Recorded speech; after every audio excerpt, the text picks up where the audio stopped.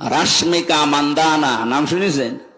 হ্যাঁ, চেয়ার আর কাটিং এ এখন পৃথিবীতে 1 নম্বরে আছে। এই মহিলার দিকে একটু আল্লাহর নাম নিয়ে তাকাবেন, দেখেন তো কি সুন্দর করে আল্লাহ তারে বানিয়েছে। ঐশ্বরিয়াকে দেখেছেন?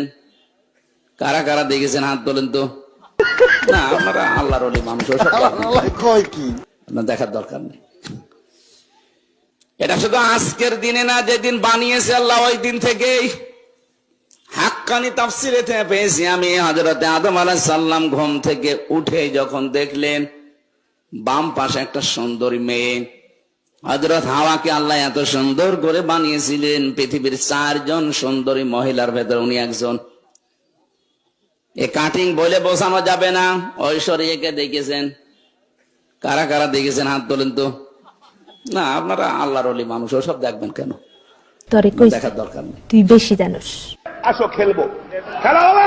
এখন সবচাইতে বিশ্বে সুন্দরের তালিকায় যাদের নাম আছে 1 নম্বরে যে মহিলার নাম পাওয়া যাচ্ছে, আপনি ইন্টারনেট ঘাঁটবেন, 1 নম্বরে বিশ্ব সুন্দরী দুনিয়া না, 257টা রাষ্ট্রের ভেতরে চেহারার এই কাটিংটা সবচাইতে সুন্দর যার।